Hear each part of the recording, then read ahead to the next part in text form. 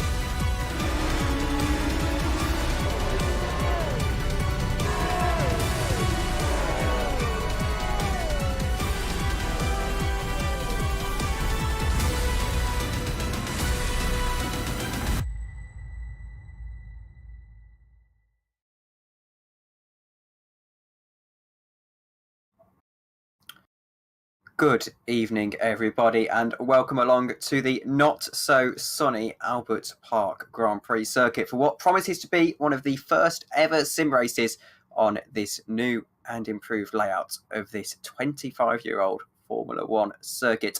I am Tom Dillon, and we're broadcasting Formula Sprint 2 today, and alongside me is Yousuf bin-Suhayl. And, Yousuf, Formula Sprint 2 has been delivering all season long. We're into round 3.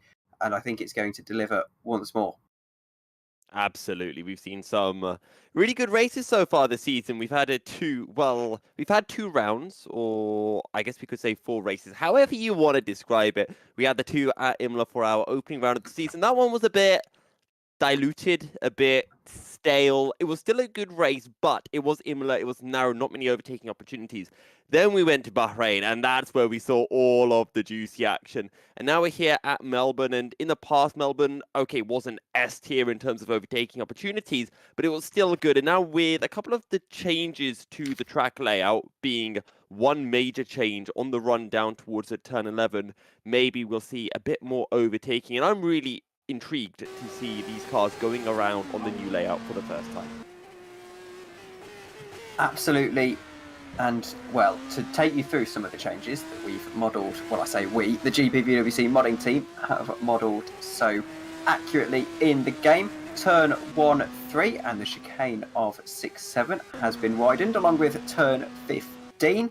And that old chicane at turn 9 and 10 has been removed to promote overtaking down that long straight. Well, now long straight, and turn 13 has also had a straightened entry, with the corner being slightly wider in itself. So they've changed this track a lot to make it so that we've got a lot more overtaking opportunities, and well, that is something that we've been lacking in recent years at Albert Park. It's turned into a little bit of a procession with the cars kind of outgoing it. Not so much these Formula 3 spec cars of Formula Sprint 2. They race quite nicely around here. However, it's good to see that FOM and the Albert Park management, whoever they may be, are making the nice changes. We ride on board with Scott Mitchell, I imagine, will take you around a lap of this new and improved circuit.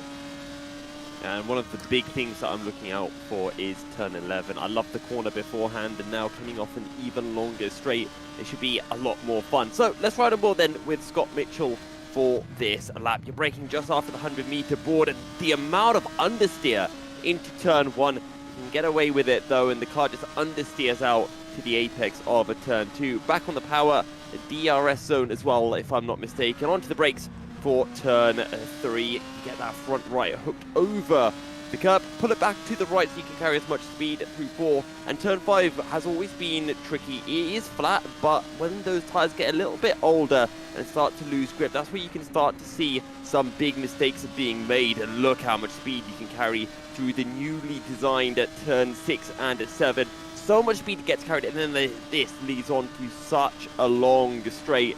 And you can see Scott Mitchell just all the way down on the throttle pedal, and he'll be staying that way in 6th gear at max revs until you reach turn 11. Drop it down into 5th gear, into the chicane, and again, it's very easy to lose the rear end through that chicane, but then it's just the final sector that remains. And notice how Scott Mitchell was taking the sim racing line there as well. He was keeping nice and tight to the geometry of the corner rather than taking the geometric racing line. That's a particular thing that a lot of esports drivers do on the sim. It gives them a few thousandth of a second, but that's all that he needs. Now heading through the final right-hander, Scott Mitchell gets on the power, heading across the line. It's going to be fastest lap, I would imagine. In fact, he's going to go 3rd as the lap times start flying in throughout this grid. Everyone seemed to get their bank laps in fairly soon. And of course, these are the first drivers who have had the pleasure of driving this new circuit in GPVWC. And already, they seem to have got the hang of it. 1:33.9, Stephen Lexo set for the current pole position time.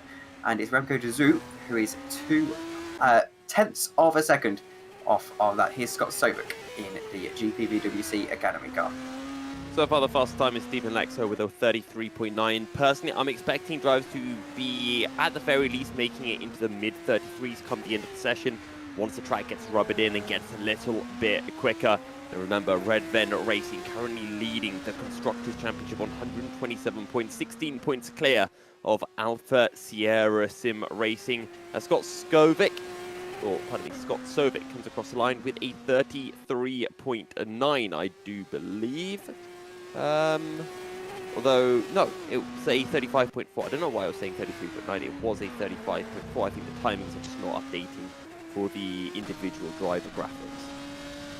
Stephen Lexo has gone for 2 back-to-back laps, and he's currently purple in both sectors. Perhaps not the ideal line through there, having a bit of a slide, and he does, in fact, in the end, back out of that lap. Here's Scott Mitchell. He was yellow in the second sector, so perhaps not going to be a lap that he desires truly. It's going to put him to pole position, however, so I suppose I was wrong almost immediately there. Scott Mitchell beating pole position time by 0.04 of a second. Here's Dan Hutt for VMS Sun Edits Racing, goes 8th fastest, 9/10 of a second off of time. And here is Jack Nichols for Kings Racing DRS, wide open as he crosses the line himself. What is going to be? It's going to be 1:34.7. It's not the fastest time from Jack Nichols. And one of the things that we see from these new tracks, of course, it's so different in characteristic now, Albert Park, is that the drivers will have had sort of difficult time getting to grips with it, and we will perhaps see a lot wider field spread than we would have done in previous years.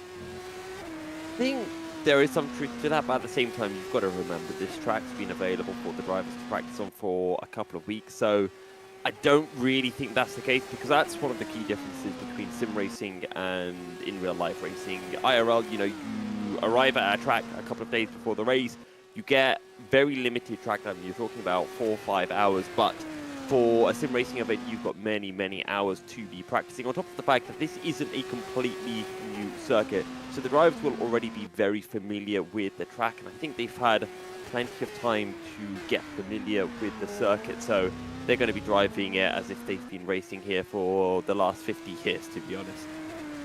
And I'm particularly excited to see how the overtaking is around the circuit.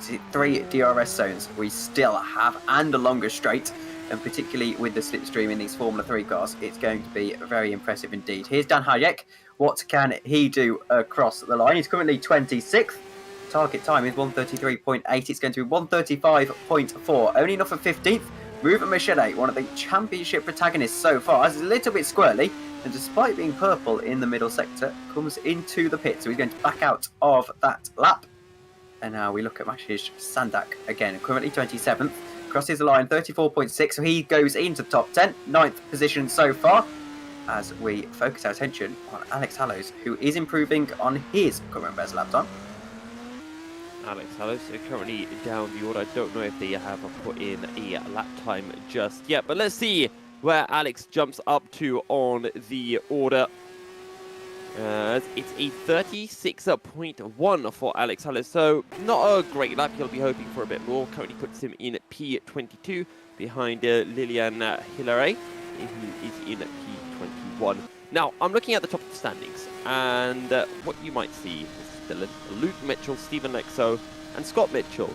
Alpha Sierra, Red Venn, Kings Racing, and I think this will be the first time that we've had 3 different teams in those top 3 spots. And considering that in the Constructors' Championship, you're looking at 20 points separating the 3 teams, we might be in for a pretty fun battle in terms of the Constructors' Championship anyway. And I know Formula Sprint 2 is pretty much a rebranded Formula Challenge, but for what is effectively his inaugural year as Jack Mayer really gets a drift on there. He was drifting all the way to Tokyo with style like that. There won't be particular any points for speed, however.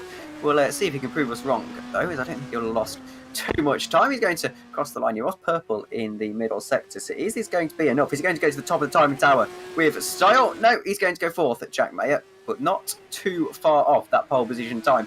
But back to what I was saying, because I've actually forgot what I was trying to say. But yes, I think the championship is going to be oh so close this year. It's already wrapping up, and it's going to be pretty incredible. 70 points Stephen Lexo leads at this point.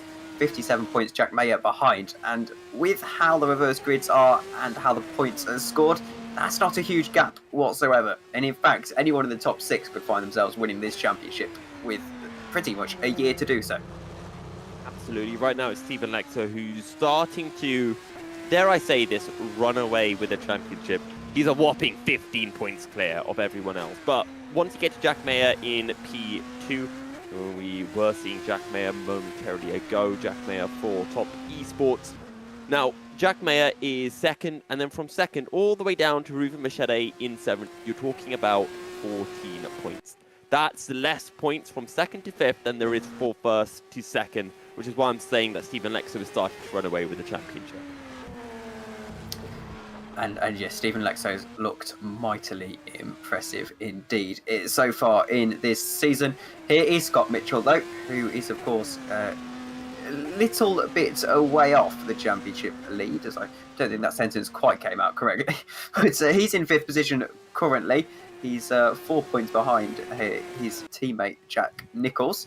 And, well, the Mitchell brothers have been 2 protagonists of this season. In fact, they're on the same points. But enough of that. We've got a qualifying session going on now. 4 minutes to go. And Alex Lahoe is purple in the middle sector. And what I'm starting to believe a little bit is that middle sector for the fastest lap time was perhaps not particularly great. As we're seeing a lot of drivers setting that purple middle sector and not quite being able to hit Mitchell to the post. As we see that happen once again, 5th Alex Lahoe.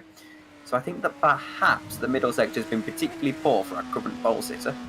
Well, the thing that you have to remember is you look at that middle sector, there's one corner. You've got turn 6, and then from there it's just completely flat all the way to the entry of turn 11, which is where the sector ends. So when it's just one corner, it's very easy for different drivers to set a purple sector because it just comes down to setup really, who's got more top end. And actually it's a fairly good way of being able to see who's got slightly better straight line speed. You look at sector 1. Sector 1 is more technical sector. Sector 2 is just all flat with the exception of one high speed corner of turn 6. And then the final sector, you've got more high speed with turns 11, 12, 13. But then again, the final 3 corners a bit more technical. And Albert Park at the end of the day is, or at least was, a very technical track with a lot of slow corners.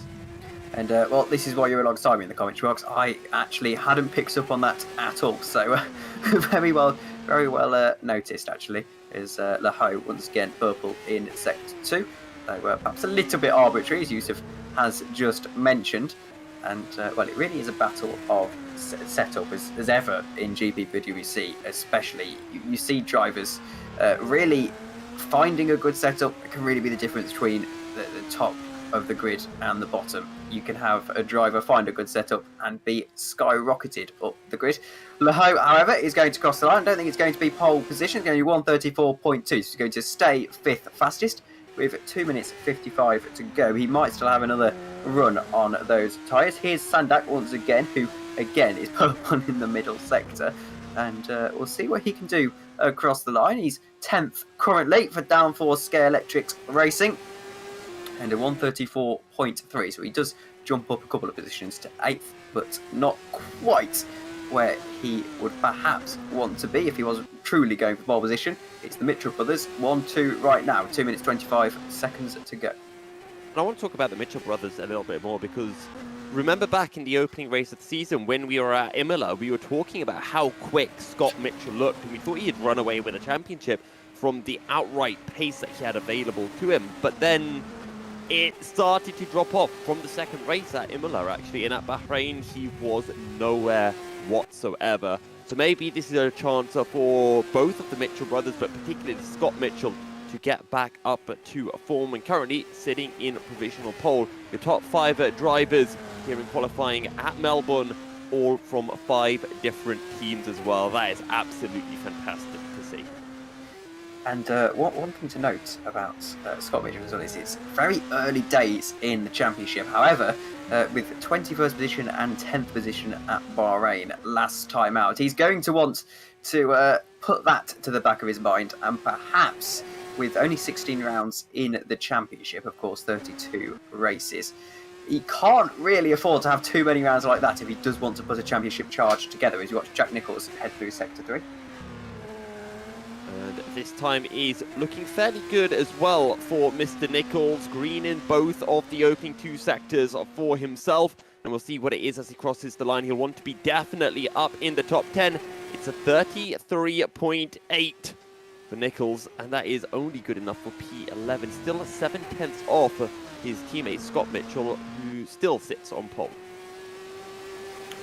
And, well, that Kings Racing team have looked mightily impressive. They've really got that car set up quite nicely. Jack Nichols and, of course, Scott Mitchell, both being very, very good drivers indeed. Here's Justin Ruan for Optimal Esports, hoping that he can set the optimal lap time. So far, not quite worked for him, down in 23rd position in the number 3 machine as he heads around the final corner. It's such a difficult corner, particularly on worn tyres. Doesn't use all of the tracks. That's going to lose him a little bit of time. We'll see what he can do across the line. It's going to be a 1:34.9, so almost bang on a second off of pole position. 17th, which, to be fair, he's still got a sniff of points in 17th, and you can, of course, make your way up the field quite nicely with the checkered flag now out. So we're going to see if anyone, I think Scott Mitchell is still on a lap, we're going to see if anyone can hip Scott Mitchell to the post. Sorry, Luke Mitchell is the one who was on a lap, and he's gone back to the pits now. So it's only Jack Mayer and Lahoe really within chance of pole position here.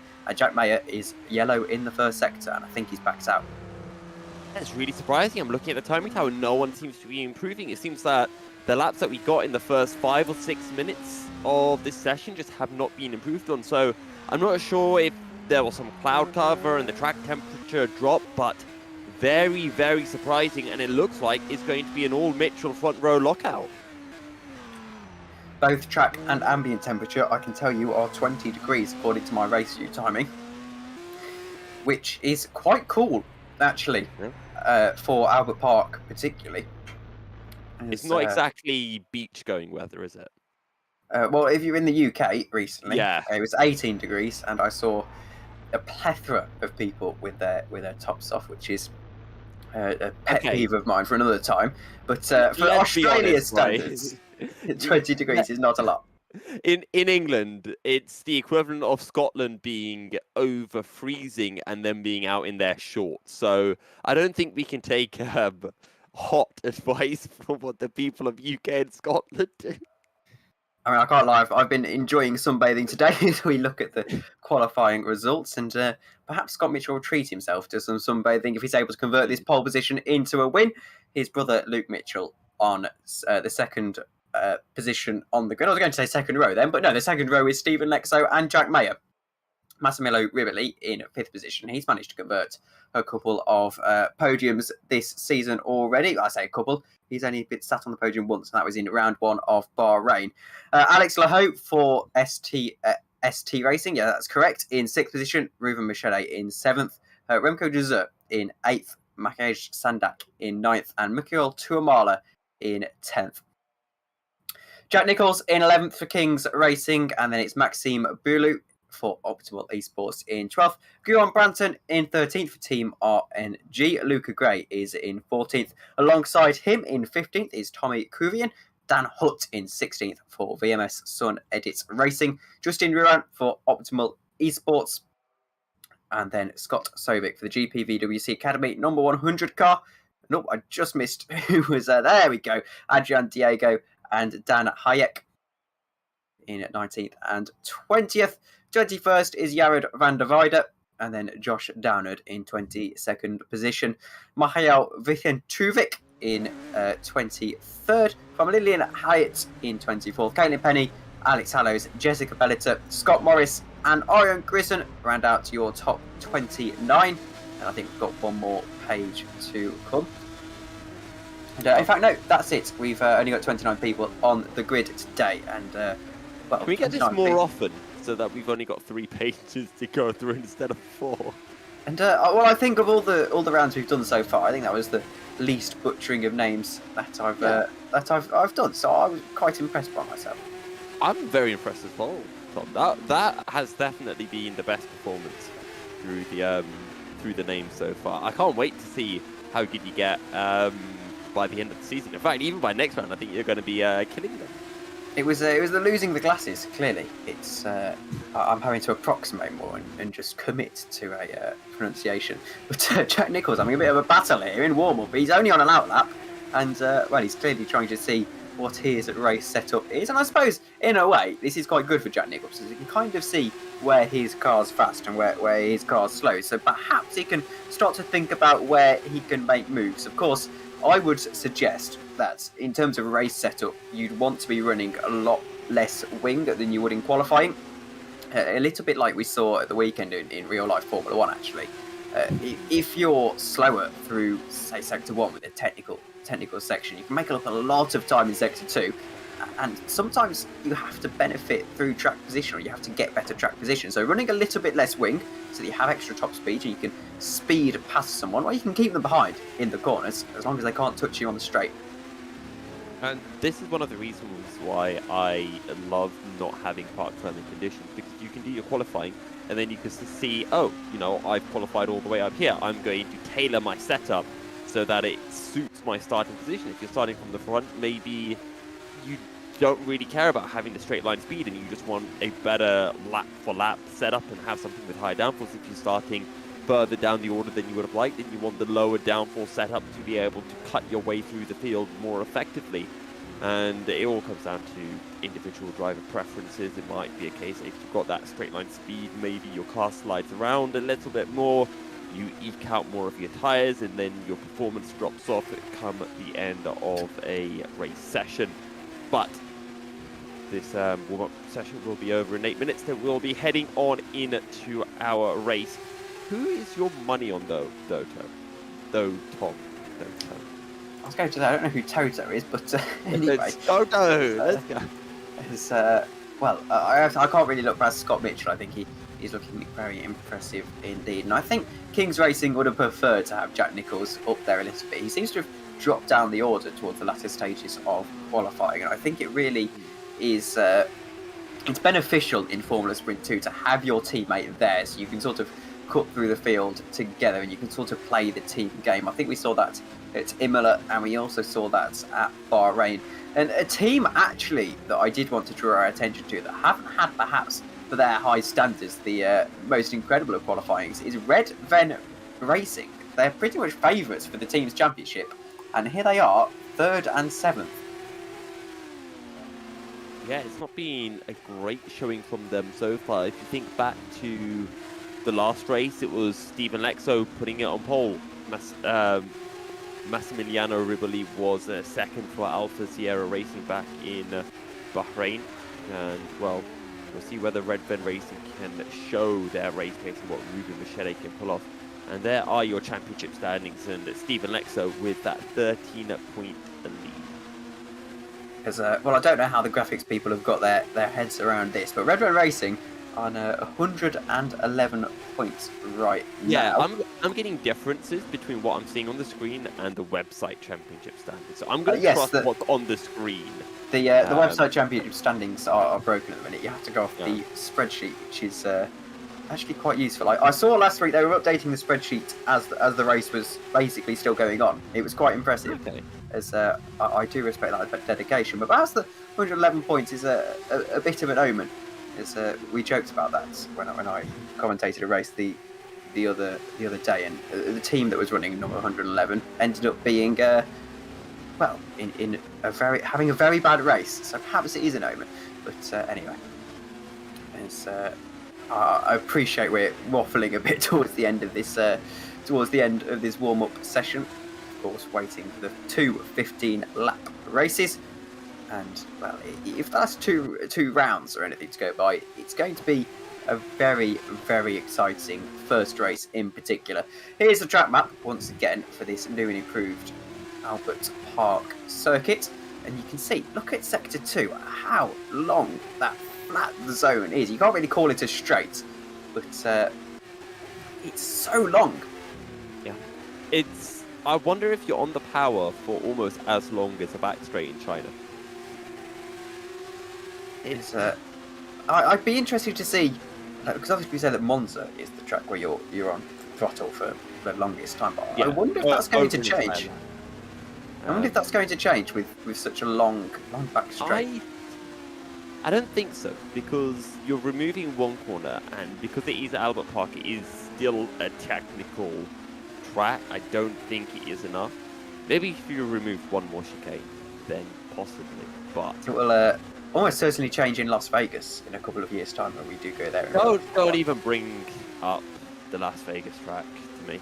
Just no. And the square, another Tilka masterpiece, but I digress. But, do you actually know which circuit has the longest straight? it is the Nordschleife, the Nürburgring Nordschleife, and they say that Formula One track. Oh, I was going to say, because I had an interesting stat actually about the Nürburgring. Okay. That big long straight, that is the maximum length a straight is allowed to be under FIA regulation. That is the model for it. You can't have a straight longer than that, which I believe is one of the reasons they brought in the Mulsanne chicanes at Le Mans. Fair enough. Interesting. I did not know that. The Mulsanne straight is very long. I actually would have thought it'd be almost shorter than the Nordschleife straight. So, going back to my original question, do you know what the longest Formula One straights are?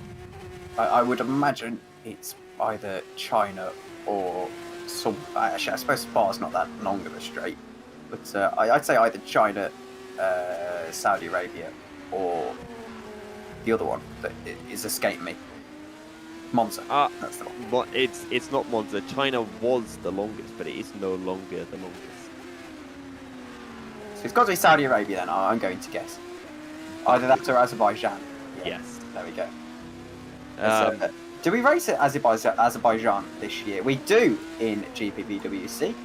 That is actually 2 rounds' time. We go to Portugal next, which I assume is either Portimao or Jerez. I'll wait for confirmation on that one. But here we go. Isn't that? Look, it hasn't answered our question, but we have got the calendar regardless. But the Portuguese Grand Prix is. Do you want me to check for you on the website? Portimao, there we go. I heard in my ear. And Azerbaijan after that. Then it's Monaco. I'm looking forward to that one on the 10th of May. That's roughly around the weekend. You look forward to Monaco. Who looks forward to Monaco? Monaco is probably one of my favourite tracks on the Formula One calendar. And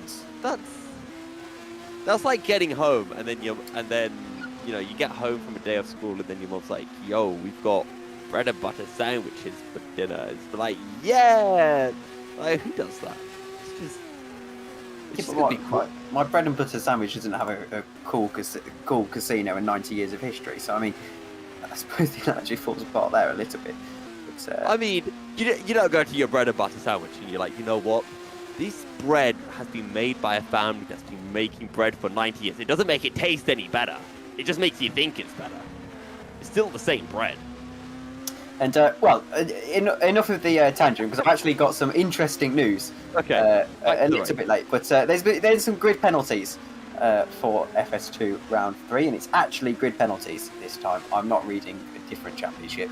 But Jessica Pelliter has got what I can only assume is a 20-place grid penalty. Luca Gray has to start at the back, and Lillian Halliot has also got a 20-place grid penalty. I'm not too sure what they are for. I've just been told that those are the grid penalties, and I assume they get applied in race 1 rather than race 2. I would imagine that is the case. Currently looking at the lap times being set in the warm-up session, and we're seeing mid-34s. In qualifying, we were seeing high 33s. So considering that qualifying is done, we're not going to be getting another qualifying session as Luca Gray decides to do a little pirouette. Come on, Luca, this ain't Strictly Come Dancing. This is a race. As he will reset into the pits. I don't know what that analogy was, but it happened. So considering that this is warm-up, and I don't think we're going to be seeing many people doing qualifying stints, I think they're all going to be doing race fuel loads, doing practice like that. The pace is actually relatively fast, and it's actually Alex Lahou who is at the top of the standing. Scott Sovic goes right in, and he loses his front wing and says, hey, I want to make my car symmetrical. Let me lose a rear wing as well. I've done that in these cars before, in one of the Academy test days at Hockenheim 2 years ago now, and I have to say the car doesn't drive particularly well after it looks and handles like that. But I mean, there's a reason I'm in the commentary box here 2 years later and not on the track, as we see Caitlin Penny. Of course, the cars back then had one less gear. I believe these cars have 7, and well, back then they only had 6. So I'm pretty sure they have 7. I might be going completely mad. But, From from what I saw, and I don't know if this necessarily answers your question, but when we were riding on board with Jack Nicholls and he was approaching turn 11 after the now very, very long curvy straight, he was still in 6th gear. So I don't know if he just wasn't going fast enough to hit 7th, or if there is no 7th on the car. I might be confusing with the FS1 cars, in fairness. And well, it'd be a bit uncharacteristic for them to have any more than 6 gears. So maybe just completely disregard that. I haven't had a chance to drive them. The David... Academy cars have 7 gears. Oh, right. That's what I was thinking. I thought they were the same car still. But anyway, David Junta said, I thought Mexico had the longest straight. Interestingly about Mexico, the reason they can't run the old Peraltada is because the straight is so long that if they did and the downforce is that low, then the cars would hit VMAX by the end of the straight. And the FIA can't be having that because apparently it's too dangerous. So that's why they had to bring in the stadium section and the weird chicanes. You know what? I'm going to do it. Longest F1 straights, the F1 stat blog, as we're getting ready. Okay, so Baku straight, 1.2 kilometers. Shanghai straight, 1.2 kilometers. Mexico, 1.2 kilometers. Apparently Yas Marina is 1.2 kilometers, but I don't buy that. There's no way the Yas Marina straight is 1.2 kilometers. So that I'm calling a bit BS. Kota, 1.1 kilometers. Sakia, 1.1 kilometers as well. And Monza, 1.12. And, well, here we go then. Scott Mitchell is on the grid, and they're waiting to get going on the formation lap. I'll have the starting grid graphic for you momentarily. And, well, it's going to be a good evening of racing, I have to feel. Here we go. Scott Mitchell lines up on pole position from Luke Mitchell, his brother, for Alpha Sierra Sim Racing. I wonder if the Mitchell brother rivalry will continue long into tonight. Stephen Lexo in 3rd, and I forgot this went really fast, but Massimiliano Rivoli in 5th, Alex Laho in 6th, Ruben Michele in 7th, and Remco Dessert in 8th. And moving on, we have Makiej Sandak in 9th, Michael Tuamala in 10th, Jack Nicholls in 11th, Maximum Billu for Optimal Esports in 12th position. And to round out the points, it's Gura Bronson from Tumi Kuvien, Dan Hutt, Justin Ruin for the other Optimal Esports car, and then Scott Sovic in 17th for GPVWC Academy, Adrian Diego in 18th, Dan Hayek in 19th, and then Jared van der Weide in 20th, Rowan GP. 21st is Josh Downard, a pretty poor qualifying performance for his standards. Then it's Mihail Pikuntuvic in 22nd, Caitlin Penny in 23rd, Alex Hallows in 24th, and it's Scott Morris in 25th for Team RNG, Orion Grissom in 26th, Lillian Hyatt in 27th, and Jessica Pelleter in 28th. And the lone starter on the back of the grid is Luca Gray. It will be interesting to see his progress as he had that back of the grid penalty. Yeah, he should be able to have some fun. His target will be to finish within the top 15, so that come the reverse grid for race number 2, he will be able to start towards the front of the grid. But Scott Mitchell, he'll be hoping for a clean race. We saw his pace in Imola, and he arguably should have won the opening round of this season if it was not for one small minor mistake, which handed the win over to Stephen Lexo. And here at Australia, can he right the wrongs from 4 weeks ago? And just to up the ante, we do believe that this is the first ever sim race at this new Albert Park layout. This first ever race, full stop. And of course, in the virtual form, the GPVWC modding team hard at work to get this one ready for you as ever. And well, we do wait for the lights. The back of the grid is just lining up now. Luca Gray, you can see there, taking his time, making sure everyone else's tyres are nice and cold by the time he gets onto the grid, which a nice little bit of gamesmanship, I have to say. And make sure you spot the big red box that marks your grid slot, and well, you don't want to mess that one up. That would be rather awkward. We wait for the lights. 15 laps around this 5-kilometre circuit, and it is a very nervous wait for the lights, and sometimes it can be quite temperamental. And well, the RFX2 game likes to build the tension. We go to 4, 5 red lights, and it is lights out and away we go. It's been a pretty good start by Scott Mitchell. Luke Mitchell really bogs down in the end. They head down to the new widened turn 1. Scott Mitchell remains in the lead. It's pretty line astern through turn 1. A few moves at the back of the field. That's one of the red Venn Racing cars trying to make moves forward in this race, and the rest of the field files through, not wanting to make too many mistakes. Here's the move around the outside from, I think that's Massimiliano Riboli, number 41.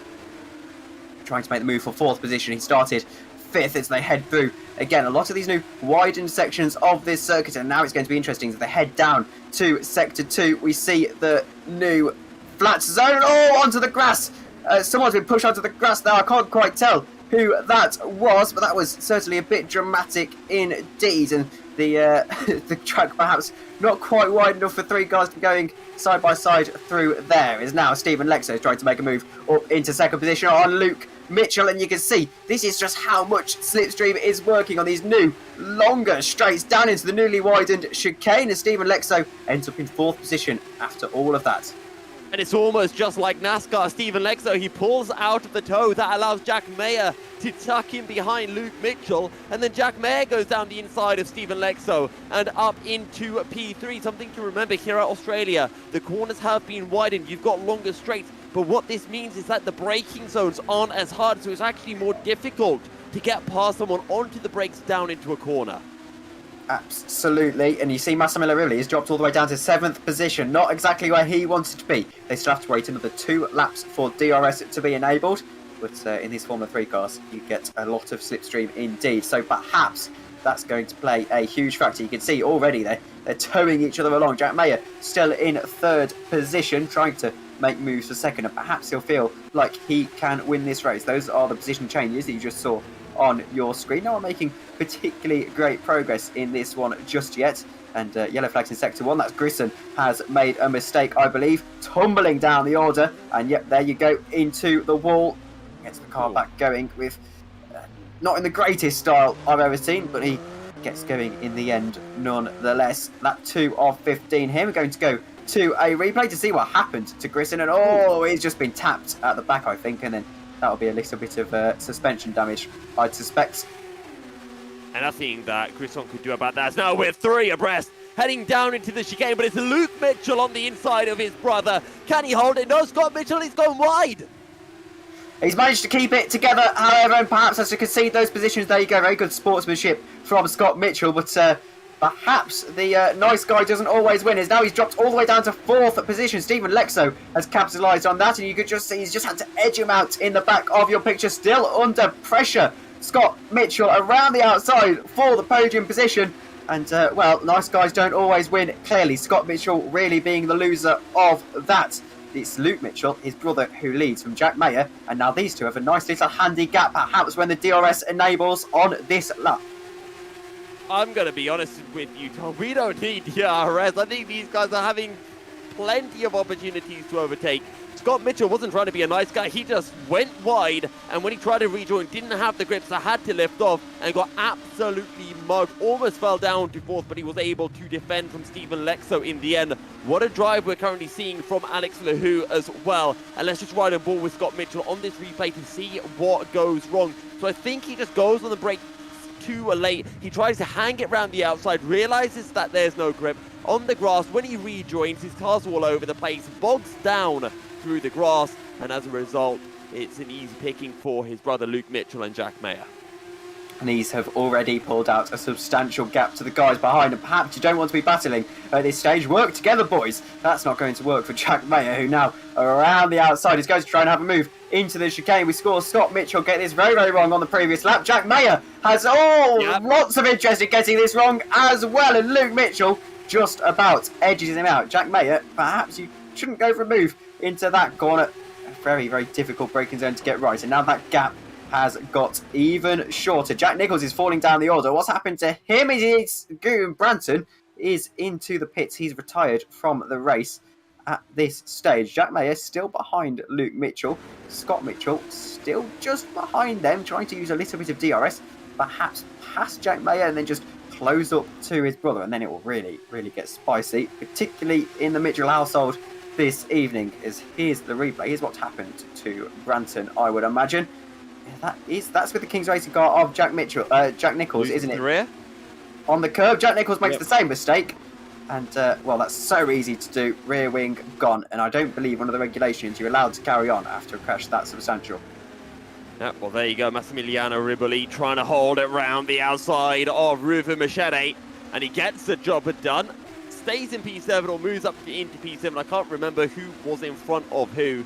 All the while towards the front, Luke Mitchell trying to stretch his gap to Jack Mayer.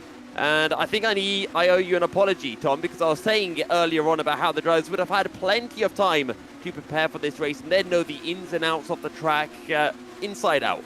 Well, it seems that the drivers haven't got familiar with how to overtake through turn 11 just yet, and the outside doesn't seem to be the way to go. Alex Lahou, though, he might try to pull this one off on the outside into turn 11, but instead he's going to look for the switchback, and that might be the much smarter decision to make. And well, the AI can only teach you so much. Here's the DRS though from Alex Lahou. Actually, we see Scott Mitchell trying to make progress. He gets past Jack Mayer, and that is a pretty textbook move. Here we go. Alex Lahou coming under pressure for P5. He manages to just edge out. I can't actually remember whether he was overtaking for P5 or not.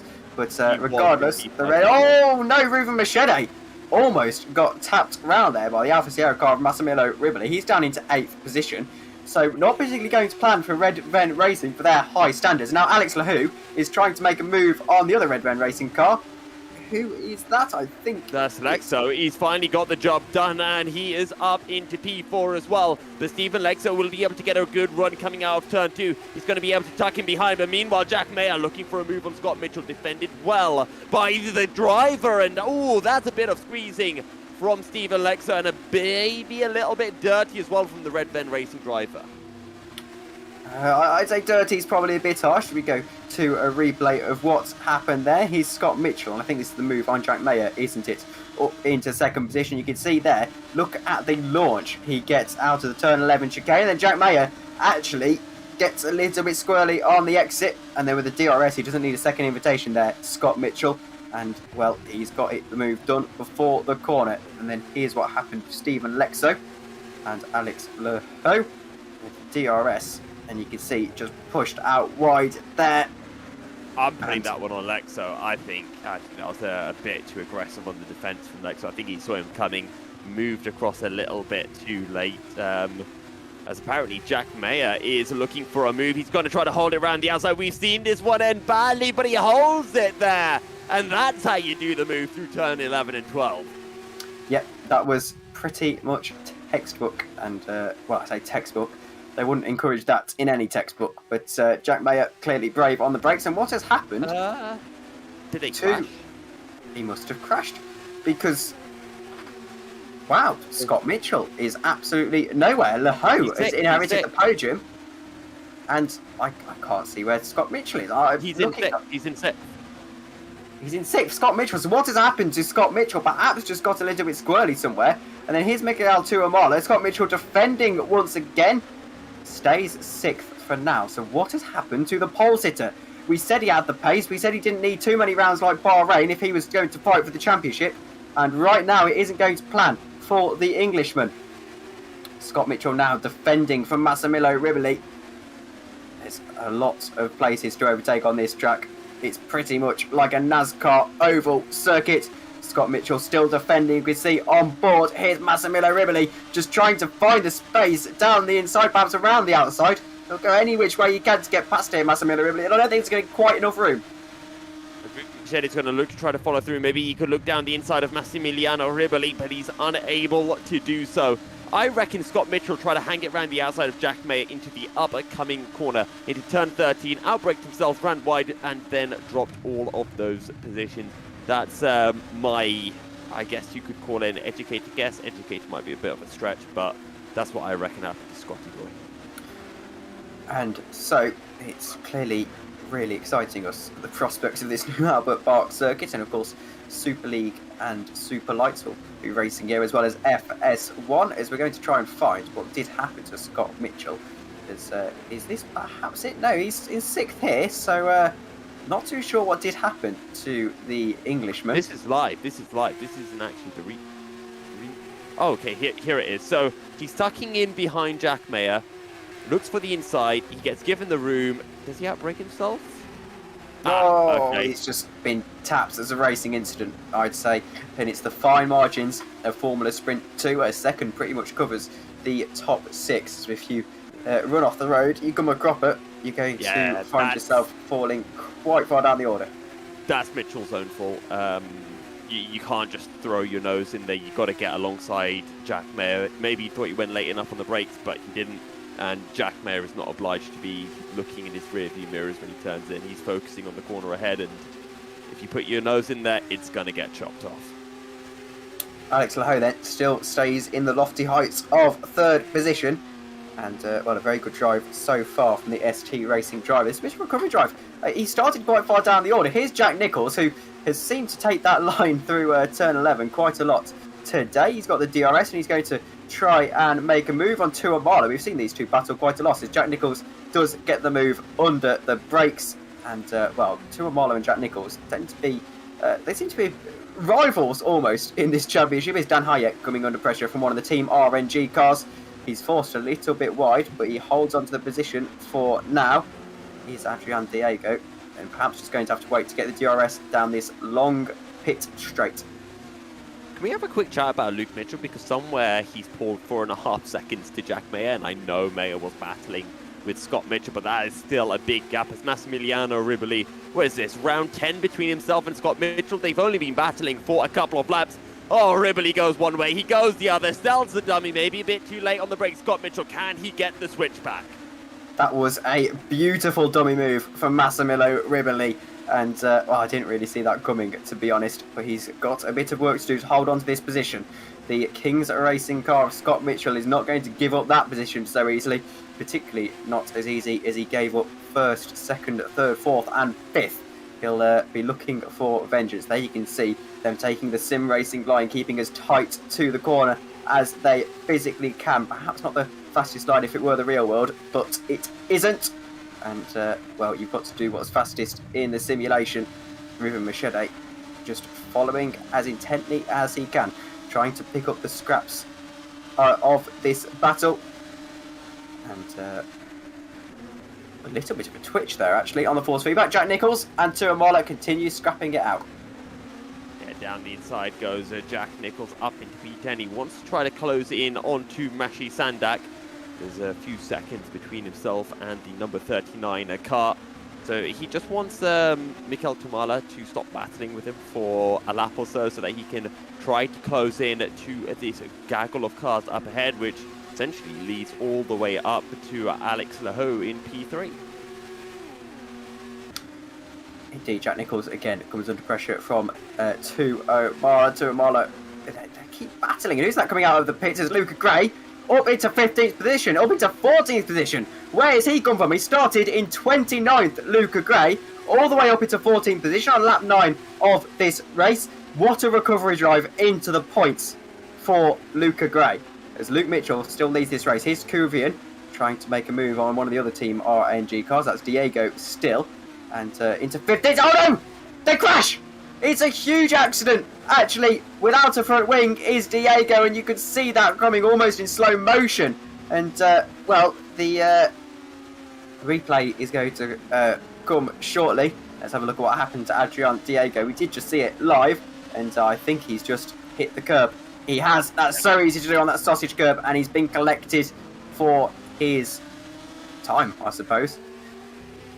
Yeah, nothing Koivunen could do about that. It was just an unfortunate passenger in that incident. It happens, it's racing, but yeah, you've got to be so careful coming onto the power out of turn 4. You put on the power on that sausage curb, you just don't have the grip. The tyre just doesn't sit or have a surface to sit on appropriately, and it just spins up and the rear end will step out on you.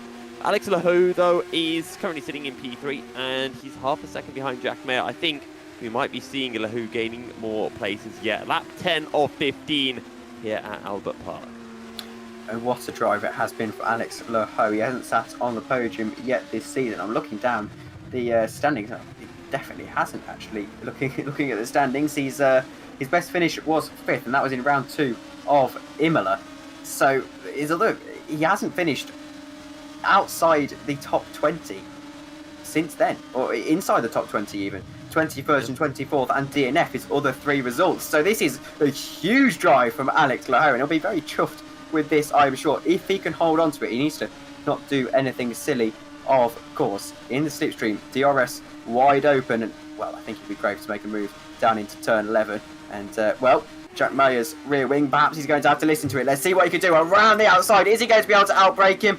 And no, I think that would be wishful thinking for certain. Alex Laho probably better waiting for the DRS down this next straight. Defensive Jack Mayer, and Laho just can't wriggle his way past. And in fact, he's under pressure for the podium from Stephen Lexo. No, he's into the wall! And they're both into the wall! That's the championship leader into the wall, and Stephen Lexo, just a passenger, tries to rejoin, but he's missing a front wing. And it all starts with Alex Laho losing the rear end. We spoke to him in an interview after Imola when he managed to get P5 from P21 in race 2. We asked him what happened in race 1, and he said it was just an unfortunate incident. We know he's got the pace, but such a silly mistake to make, and it's caught out Stephen Lexo. That's the championship lead gone for the red Venn Racing driver.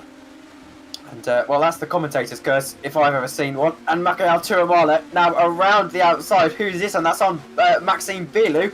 And well, Turamala up into 9th position. His old rival of Jack Nicholls just ahead of him. He can't be looking ahead just yet. Still has to defend from the driver behind him. And that's so frustrating when you're trying to look forward, but you've still got someone on your tail. Of course, following is so easy, especially on this circuit with the DRS. And well, he's just managed to get past Turamala, and I think he's made that move for P9 stick right now. Lap 11 of 15. And well, it's really crunch time here. And after it all, Remco De Zeur and Massimo Rivoli have had a pretty good race. Yeah, honestly, Remco De Zeur having the race of his life. Sure, he's been handed 3 positions so far this race, with the incidents surrounding Scott Mitchell, Alex Laho, and Stephen Lexo, but all credit to him, he's making things count, as Jack Nicholls now looking up the inside of Mashi Sandak down into into turn 13, gets the job done, moves up into P7. And for Kings Racing, I think they're more than happy with how things are looking. They were sitting 3rd in the Constructors' Championship coming into this race, and they might be coming out of this race 2nd in the Constructors' Championship. You do forget how experienced Jack Nicholls is in the world of sim racing, probably one of the most experienced men on the grid, and he's got P7 for his troubles so far. And well, Scott Mitchell in 6th, just ahead. Jack Nicholls will be quite impressed with that drive. Scott Mitchell, of course, won't be feeling particularly great about it himself, down in 6th after starting on pole position. Here's Josh Downer trying to make the move, and well, he started quite far down the order as well, and Kuvian can't do much about that. And Josh Downer up into 15th and up into the points. Luca Gray in 12th position. Let's have a look at that in the number 11 car. He started right at the back as Stephen Lexo now trying to make moves further up the field. 21st position, a bit of a consolation move, you have to feel, as Hill as the championship leader, not the championship leader anymore. He'll be feeling bitterly sore after an incident that's probably not his fault. Now down the inside, and he just has to edge out the competition. Stephen Lexo showing why he is in the championship lead, even if it's a little bit arbitrary at this stage. Yeah, Stephen Lexo right now, he's not going to get any higher than P21, so it's all about getting himself mentally prepared. But Alex Laho in P14, if he is part of that reverse grid, he's going to win this race. Same for Luca Gray. If Alex Laho isn't part of that reverse grid, either way, I think it's going to be Alex Laho and Luca Gray battling for the win come race 2. And it's just about making sure that they get as close to P10 to ensure that they are part of that reverse grid, as Alex Laho just found a way through on Scott Sovic. But still, Luke Mitchell leads as we are on the super penultimate lap of the race. That's a phrase I don't think I've ever heard before. It's Luca Gray now trying to make the move for 11th position. What a drive it has been from this young man. He needs to just not bottle it now, because well, I think it's got to be drive of the season, 29th to 11th. That's incredible. And if he wins the race 2, then I think that will certainly be drive of the season.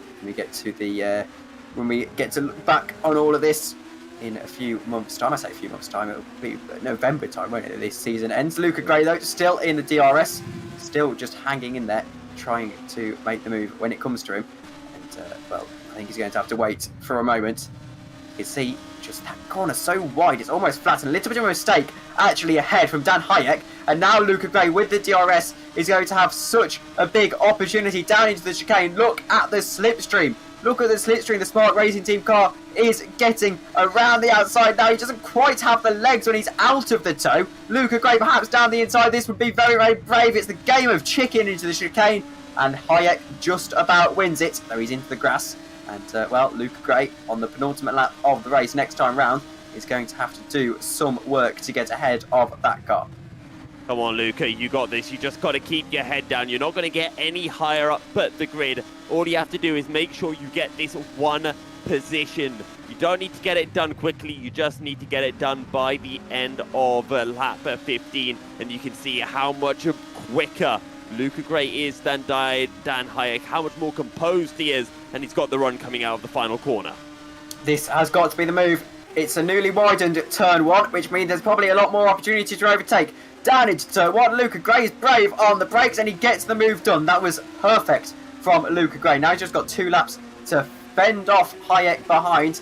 And, well, if his form in this race, P11 for number 11, I don't think he's going to be losing any positions anytime soon. Here's Josh Downard in 15th position. Another pretty good drive. He started outside the points and now Josh Downard up into 15th position. Looking for 14th on the Scott Sovic in the GPVWC Academy car, the number 100.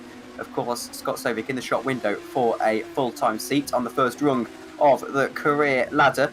And Josh Downard, pretty much as experienced as it gets, is still trying to make the move to no avail so far. Tell you what, Massimiliano Rivoli might still lose a position to Ruben Bichette. Also, huge. We were talking about Alex Lahou having one of his best performances. Forget Alex Lahou, even before that incident. Remco de Zoo, where on earth has this come out from? Because the Dutch driver, best result prior to this race, P18. He's been nowhere, and all of a sudden, it's like someone taught him how to drive like a monster.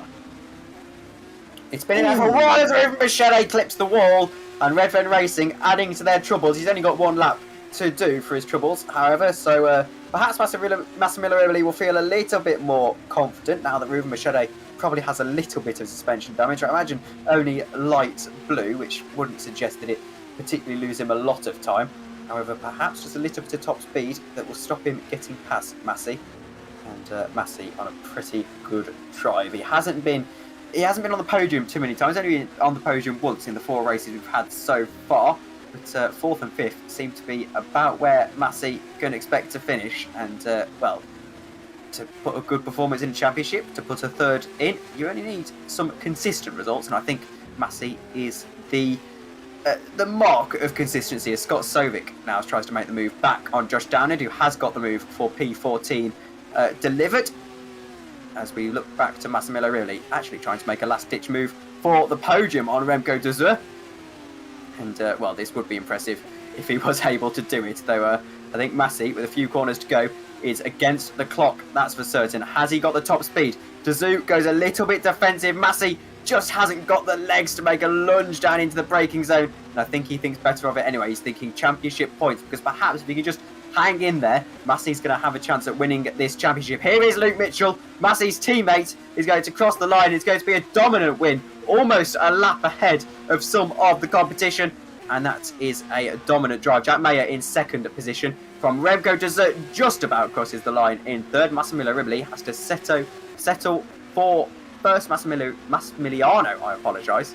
I've been getting that wrong for a while now. Jack Nichols in 7th. And then Bulu in 9th. And then, in fact, he was in 10th, I apologise. And Luca Gray in 11th. What a drive from him. And, well, a pretty entertaining first race, it has to be said. Absolutely. Well, we've had some turmoil, we've had some incidents, and we talked about Luca Gray coming through the order. Oh boy, make sure you take a look at Stephen Lexo in the next race, because you thought Lewis Hamilton had a good drive in Brazil in the feature race last year. Stephen Lexo is going to be topping that one, I can assure you of it. And I am quick to point out that Hamilton had a brand new engine and the aid of DRS. Perhaps I'm just a cynic, and well. I mean, he did, but these drivers also have the aid of DRS, and we know how quick Steven Lexo is, just like how quick Lewis was in Brazil. Better car or no better car. Here are the results of these cars are equal, of course, barring setup, but that's down to the teams.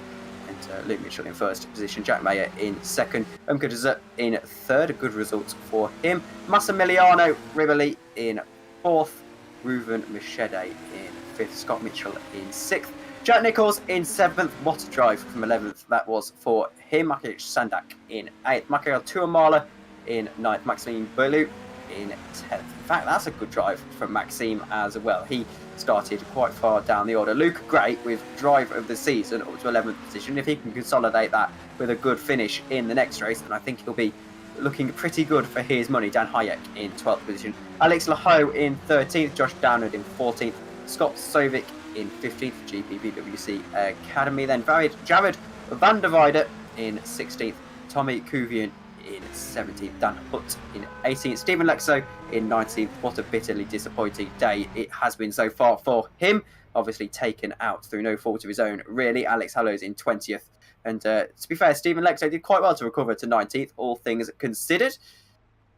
As we move on to the final page, it's Caitlin Penny in 21st, Downforce Scale Electrics, Justin Rillian in 22nd, Adrian Diego in 23rd, Michaelo Vincentuvik in 24th, Jessica Bellata 25th, Lillian Hyatt in 26th, Scott Morris 27th, and then Kristen 28th. And the only DNF of the day so far is Guyon Branson for Team RNG. Well, there we go. Race 1 done. Apparently, we're going to be heading into a quick break, Tom. Certainly, I need a drink anyway. So we will see you in about 10 minutes' time for race 2 here in Formula Sprint 2. It is round 3 of the season. And, well, if that first race is anything to go by, you don't want to miss the next one. So we'll see you in about 10 minutes' time.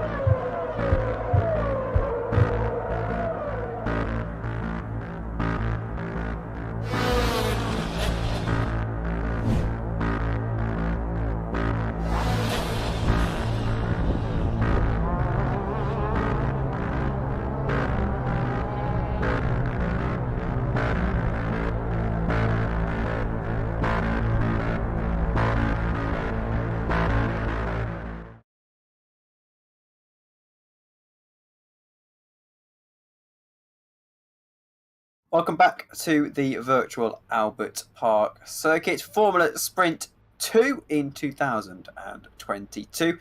And the big news is that reverse grid number is number 10. Maxime Bilou is on pole position, which perhaps robs us of the great Luca Gray recovery drive. If he manages to get from 11th to 1st, I'd be very impressed. And I think someone else who would be impressed is Yousuf bin-Suhayl, who is alongside me. And Yousuf, after that first race, well, I think Bilou perhaps has a good chance at winning this one.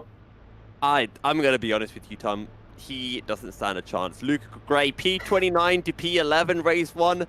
What's P11 to P1? There's an easy clap for him. But, okay, in full seriousness, I am expecting this to be a Scott Mitchell win. If Scott Mitchell doesn't win this, he is going to be banging his head on the wall so friggin' hard. He should have won it at Imola for the opening race of the season. He made a mistake, he lost it. He was leading this race, he made a mistake, and he threw it away. And now he is starting in P5. His teammate is one of the drivers starting in front of him, so he's practically starting in P4. Mashi Sandak, Mikel Tumala, Maxime Bilou, they do not have the same pace as Scott Mitchell. This is his race to win. Because I have to say, first time I've heard the phrase easy clap on a GPVWC broadcast, but I have to say I probably agree with you. As we go to the starting order, Maxime Bilou is on pole position, of course. Michael Tuamala in second position. Makiej Sandak in third and Jack Nichols in fourth. He's probably my bet for the win, actually, given pace in round 1. Scott Mitchell is in fifth. He'll be hoping that my prediction is wrong and he can actually redeem himself. Ruben Machete is in sixth position with Massimiliano Riboli and Renko Bzz. Jack Mayer is in 9th, Luke Mitchell in 10th, Luke Gray in 11th, Dan Hayek in 12th. As we move on to the back end of the points, Alex Laho in 13th, Josh Downard in 14th, Scott Sovic in 15th, Jared van der Weide in 16th, and 17th is, of course, Tommy Kuvian, Dan Hutt in 18th, Stephen Exo in 19th, Alex Laho in 20th. Wait, no, it's Alex Hallows in 20th, right? Oh, sorry, that's my bad. I misread that. It's Caitlin He hasn't Penny got a in penalty just 21st. yet. Justin Ruin in 22nd, Adrian Diego in 23rd, Jessica Bellita 25th, Lillian Elliott in 26th, Scott Morris in 27th, Owen Grisson in 28th, and rounding out the grid is someone's left. They are rounding out the grid. There we go. Yes, I apologise there. That's what happens when you don't have your glasses and you just read the first thing on the screen. Branton left apparently after that DNF in the first race. As now we wait for the grid to form up and we wait for the lights. Maxime Bilou perhaps doesn't have a chance at this win, but I think he'll fancy himself. Maybe on another circuit, maybe Monaco, he'd have a chance. But we can hope as Grissom once again make sure that everyone else's tyres are nice and cold before he gets up to the grid himself. So make sure to keep your eyes out. Stephen Lexo, Alex Lahu, Luca Gray outside the top 10. They're going to be trying to clamber up the order. It's a long wait for the lights in the first race. And hopefully it's going to be a bit of a shorter one this time. There we go. 3 red lights are already on. 5 red lights. And it is lights out and away we go. He's already bogged down as Maxime Bilou off the start. It's going to be Tuamala who accelerates into the lead, surely down into turn 1. Of course, Newly Wyland, and Tuamala just gets edged out. And in fact, who's that in the background? That's Sandak trying to make moves. And to be fair to him, Maxime Bilou has done quite well. The 2 Kings Racing cars, like angry lions in the background, trying to make moves for the lead of the race. And in fact, it is going to be Maxime Bilou around the outside. He's going to be overtaken by Tuamala. Alex Lahu now trying to make a move down the inside. It's one of the fastest corners on the track. That's very brave. He's up into 12th position. They're all jockeying for position around this circuit. Still clean for the majority of the field off of that start. A few yellow flags flashing up, but for the majority of the field, that was a pretty good race start as Alex Lahu now tries to make the move up into 12th position, up into 10th position, I apologise, and someone made a bit of a mess of that right there. And, well, we're just seeing how Scott Mitchell now is going to try and go around the outside for P2. Not quite going to work out for him. And, well, this really is intense racing on the first lap of the race. Oh, you gotta love that camera angle shaking on the approach down into turn 11. But it was a great send by Scott Mitchell into turn 3, down the inside of Mashi Sandik. There was a bit of wheel banging, but it was a clean move from Scott Mitchell in my books. He's now up into P3, and maybe he can still win this race as Tommy Koivunen having a bit of a contact with one of the top esports cars. That is the 47 of Josh Downard, who is currently down in P16. But Koivunen is up and through. Having a look further down the order, it's not been good for Jack Nichols. He's down into P6. Ruben Machete up into P5 for Red Venn Racing. As down the inside goes Scott Mitchell and up into P2. Scott Mitchell will really fancy his chances at winning this race, as Tuamalo has already pulled out a 1.7 second gap. Here's Scott Sovic trying to make a move for 13th position. And, Ruben Machete goes down the inside for Red Venn Racing. And, they're looking to recover quite nicely after disappointing race one. Who's had a wing come off down at Sector 1, down at Turn 5, I think that is. As now Jack Nichols trying to make moves forward on the Red Venn Racing car. He still has to stay behind Ruben Machete, driving a very, very wide Formula 3 car in this lap 2 of this 15-lap context. Jack Nichols will surely find a way past with DRS on the next lap. However, as now Alex Laho is trying to make moves for 9th position. He'll once again be one of the drivers feeling very disappointed after crashing in the first race, and he gets pushed out wide a little bit. That's it's Remco de Zert actually, who goes all the way off the circuit, and Alex Laho up into 9th position. And now it's the two Spark Racing Team cars of Luca Gray and Remco de Zert having a bit of a battle. Remco de Zert actually finding himself a little bit misfortunate there. As you can see, Stephen Lexo around the outside as well. It's all kicking off with Massimiliano Rivoli being overtaken himself for 8th position, for 7th position rather. And, it's all quite difficult to digest, Yousuf. Yeah, well, we've seen some good battles as Massimiliano Rivoli trying to break the slipstream, trying to break the toe from Alex Lahu. We saw Alex's pace in the opening race of the day, but can he bring that through in the second race of the day? Ribbley in P8, Lahu in P9, and it's Jack Mayer in P7 trying to bring home some big boy points for Top Esports. Absolutely, and it's some points that they will feel they so desperately need. They're not particularly high up in the standings, to be fair. They are 4th, and they've had a race win and a podium so far as... Oh dear, that is... Is that Sandak? It's Sandak, I want to say. It's Bulu. No, the pole sitter has already made a mess of his opportunity. He's got no front wing. And, well, that's bitter disappointment. Oh, that's a huge accident in the grand scheme of things. Maxime Bulu, he's crashed into someone. I think that was Sandak he crashed into, actually. And now there's lag spikes happening. Here's what happened onto the curve. No. And, that's one of the downforce scale electric cars. And poor Mashi Sandak there. There's just nothing he can do in that situation. And there's nothing in particular that the car crashing can do either, really. He's just got a bit lucky, unlucky bottoming out on the curve as Jack Nichols now. All of a sudden there's a sniff of a podium, and he's actually got through as Jack Nichols. Ruben Machete made a little bit of a mistake, and Jack Nichols was there to capitalise.